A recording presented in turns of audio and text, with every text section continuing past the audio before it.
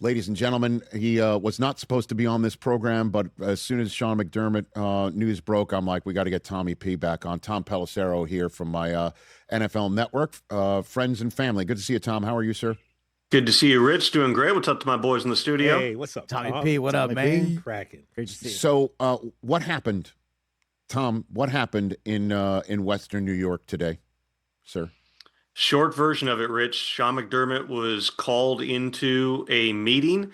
I got a call. Sean just went into a meeting. I got another call within 7 minutes saying Sean's been fired. It sounds like it was very brief. Essentially, you've done a fabulous job, but we need to make a change. Terry Pegula reiterated that in his public statements, and it really comes down kind of similar to the Ravens' logic in moving on from John Harbaugh, which was they feel like this is a team that should be competing at the highest level. They've not achieved that highest level in terms of getting to a Super Bowl. Now, Sean McDermott has won a lot more playoff games over his 9 years in Buffalo than John Harbaugh has won in recent years. Sean won 106 games over 9 seasons, if you include playoffs. He won at least one playoff game in like 6 consecutive years. So this was a team that was always competing to be there at the end. But again, much like John Harbaugh, much like Mike Tomlin, who of course stepped down in Pittsburgh 6 days ago, which feels like an eternity because of all the wheels and things that keep turning on a daily basis.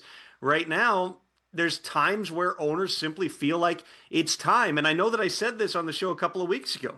When one owner makes a move and then a second owner makes the move, there are other owners that are looking at this and going, well, hold on. If they're saying that's not good enough, why are we going to stand pat?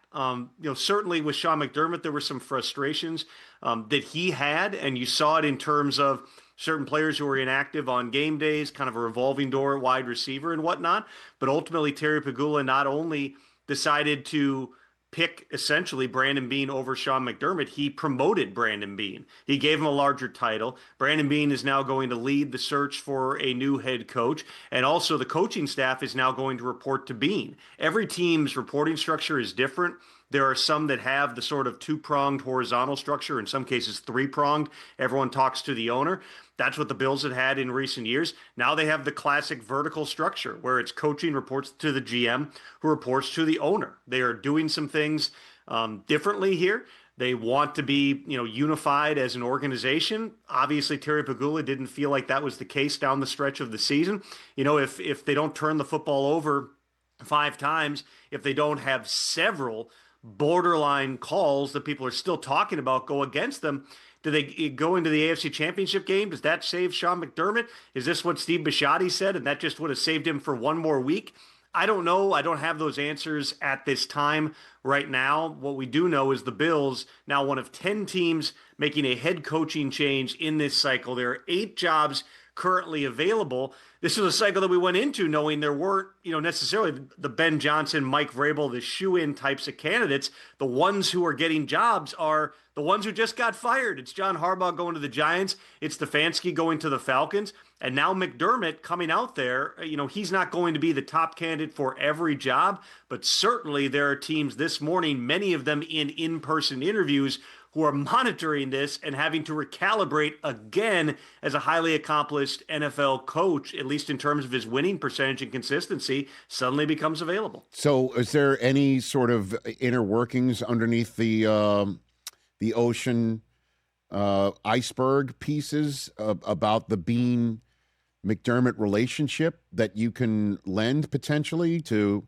answer, no doubt, some Bills fans' questions as to why, if we're constantly talking about the weaponry around Josh Allen, that it's the coach that is departing and it is the man who's in charge of the roster getting promoted? Tom? Well, here's what I'd say. Based upon their prior reporting structure, Sean McDermott also had significant say in terms of personnel. They were on a vertical or a horizontal plane in terms of both reporting directly to Terry Pegula. Sean McDermott knew Brandon from Carolina. That was a part of the driving force, was the alignment that they had. But again, in recent weeks, it became apparent, even just by Sean McDermott's own words publicly, that he had certain levels of frustration. Whether it's a Keon Coleman who just wasn't able to be active on game day, whether it was defensively and some back and forth in terms of who's calling the plays, and whether or not they had the weaponry on that side. What we do know is this was a team that was good enough to be there at the end every single year. I have a hard time putting that loss to Denver on Sean McDermott because he didn't give the ball away 5 times. He didn't make those calls that he then vigorously defended, at his post-game press conference. But at the same time, there have been other examples in recent years in terms of whether there were game management issues, whether there were, other things that would fall in the bucket of coaching. Listen, he's made a lot of coordinator changes over the years. He's moved on from his defensive coordinator, his offensive coordinator. They've not yet been able to get over the hump into the Super Bowl. And when you've got, as one coaching candidate put it to me this morning, the best player on the planet, not only does that make now this vacancy really attractive, but it also speaks to, as you're beginning to see how quickly windows can close in the NFL. 9 years was apparently long enough that Terry Pegula felt like he needed to leave that window open. Tom Pelissero here on the Rich Eisen Show. What's the first blush list of candidates? I mean, we already know who's already out there interviewing for jobs, Tom. But what about this one? Well, what I would tell you, Rich, is the people involved in making those decisions have been in closed-door meetings all morning. Mm-hmm. Every GM in the league has a list that they, keep just in the event that something ends up changing here. I would say, in talking to people this morning around the NFL, other coaches and front office people and coaching agents who are watching the situation, there is a sense that the Bills may go on the offensive side of the ball with this hire, even though that offense has been really good, whether it was under Brian Daboll or it was under Ken Dorsey or Joe Brady at various points. But having somebody who's kind of on the same page, with Josh Allen and can grow that side together, that may be something alluring because he's never, truly had that. I think that Joe Brady is a candidate. I don't know that he is the candidate for the job, though he certainly has a close relationship with Josh. I would watch Davis Webb as a potential candidate for that position, a backup quarterback for several seasons in Buffalo who is really close with Josh Allen. There's multiple teams that are waiting for Davis Webb to be available to interview again in a week. That's how close he is, even though he's not even the offensive coordinator in Denver. He's a quarterback's coach. He's going to have multiple opportunities for second interviews, depending if those jobs get filled before he's eligible to, continue the interview process. So I think that name potentially could come up. If you're looking at some of the other, popular names that are out on the circuit right now, I think Mike McDaniel is interviewed for practically every head coaching job and offensive coordinator job in the league. But given he was in Miami, they struggled to get past Buffalo. That one's probably a pretty hard sell. I do know this, Rich. Everybody is going to be lining up for this job. Anyone who is a coaching candidate who has an opportunity to go and interview in Buffalo is going to race. They will fly themselves in. They will pay for their own per diem. There's no question whatsoever. This is now the job. And the fact that several times we've had to redo that, because Pittsburgh is also a great job. Baltimore is potentially, if you believe in Lamar Jackson, that you can get him healthy and get him playing like Lamar again. Those are 3 rare jobs, 2 places with former MVPs, plus a place in Pittsburgh that has so much consistency. That also speaks, Rich, I think, to, if we talk about where could Sean McDermott potentially land next, it doesn't make a ton of sense for him to go into a total rebuild. He's 51 years old. He's been there every year, been in the playoffs, every season here in recent years.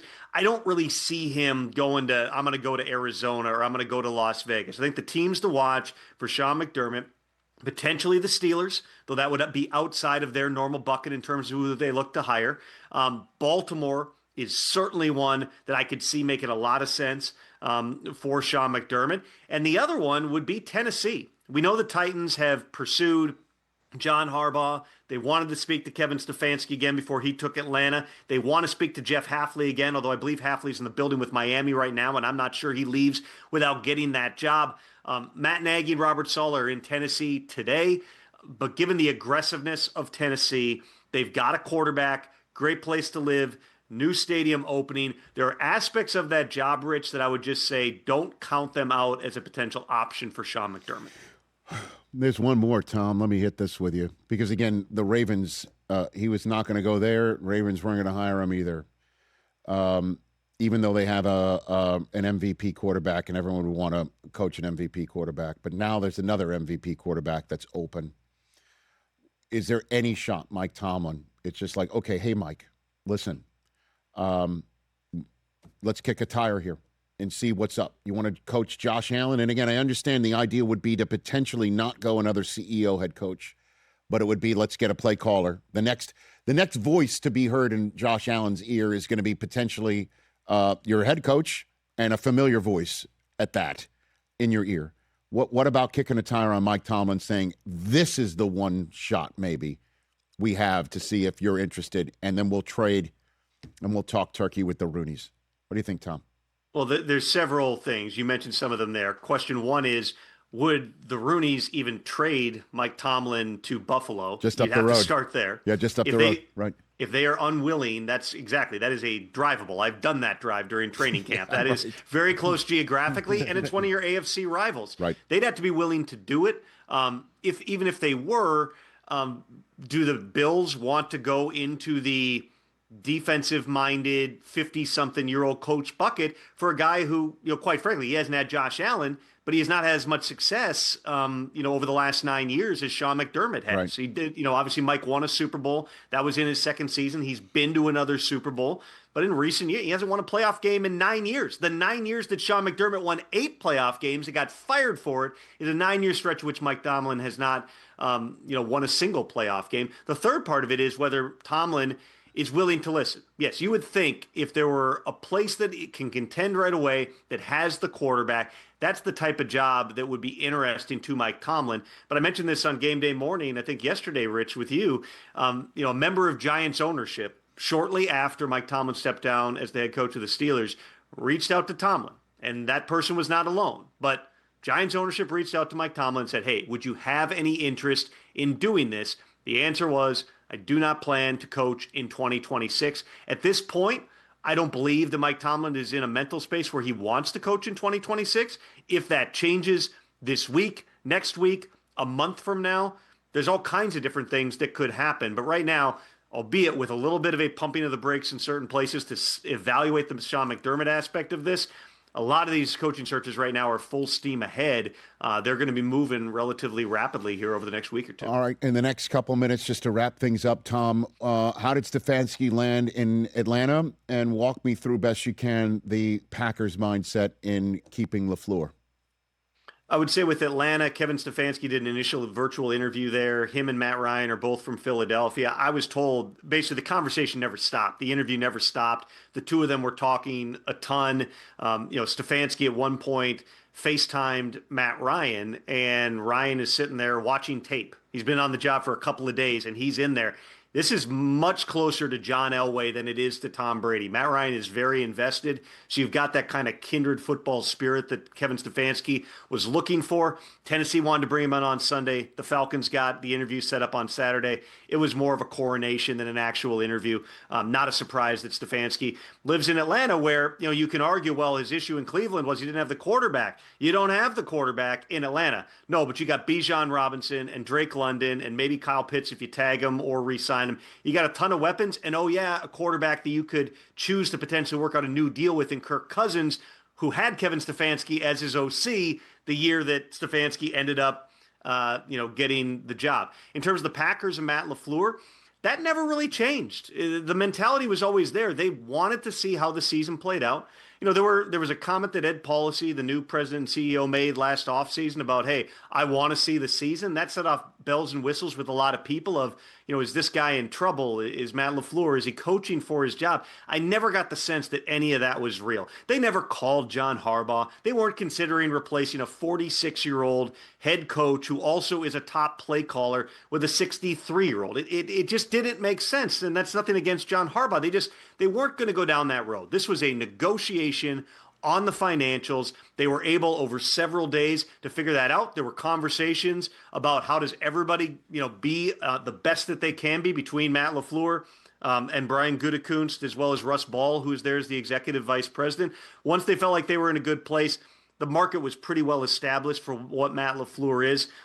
He ends up staying in Green Bay. And so now with Sean McDermott out, with Green Bay not making a move, we have 8 head coaching vacancies across the NFL. And if I may, Rich, really quick, kind of game this out, I would say the next one to watch is going to be Miami with Jeff Hafley there this afternoon. He is, as I reported over the weekend, a front runner for the position, has a relationship with John Eric Sullivan. I would be surprised if Jeff Hafley is not the coach of the Dolphins, but he does still have teams like the Titans that are tugging at him. The Steelers are interested in Jeff Hafley as well. There are other teams trying to see if they can potentially get him out of there. Tennessee's the other one that could go anytime. Nagy and Saleh are there today. Nagy, of course, has the relationship with Mike Borgonzi from their days in Kansas City. The Raiders have seemingly ramped up their process. They're actually in Miami to watch Fernando Mendoza play in the national championship game tonight. Well, they spent the morning with Mike McDaniel, who's a head coaching candidate, to potentially work with a Fernando Mendoza. Then they're going to stay down there in Miami. Tom Brady lives in the area, and interview a couple more candidates over the next couple of days. That one could get moving. In terms of the top jobs, though, Rich, the ones that I would say are the ones that everybody is talking about here, I don't get the sense the Ravens are in a rush. They are setting up second interviews this week. Anthony Weaver, their former player and assistant coach, is one of those who's getting that job. Obviously, Buffalo is just getting off the ground. And then you have Pittsburgh, which is setting up additional interviews this week. They spoke with Adrian Rivero, I believe, this morning. They've got Brian Flores coming in tomorrow. And then on Wednesday, one I'm really fascinated in, Mike McCarthy, Pittsburgh native, the toll taker, Super Bowl winner, 12 out of 18 seasons. He's gone to the playoffs. He's everything they haven't hired in the past. Offensive background, been a head coach before, and he's 62 years old. They have very consistently hired 30-something first-time defensive backgrounds. But if you're thinking about this from the Steelers' perspective, and there are not a ton of candidates that fall into that bucket right now in terms of what you've always hired. McCarthy has a relationship with the GM, Omar Khan. McCarthy knows how to develop a quarterback, which, whether it's Will Howard or somebody they draft, they're going to have to do that eventually. And don't discount that if Aaron Rodgers is ever going to play football again, the one person on the planet besides Mike Tomlin he might consider doing that with is Mike McCarthy. Is that right? Because last we heard in an Athletic article a couple of years ago, a Bleacher Report article, pardon me, that wasn't the case. But that'd be fascinating. You never know, man. Tom, I know you got to go. We appreciate the time. You've got Friday back here on the program. We'll keep unpacking this stuff, and obviously that'll be 2 days before Jared Stidham gets his start. Thanks for the time, man. Thank you, Rich. Tom Pelissero, everybody, right here on the Rich Eisen Show. Brother. Hey, you made it all the way to the end. Thanks for that. Check us out every single day streaming live on Disney Plus and the ESPN app 12 to 3 Eastern.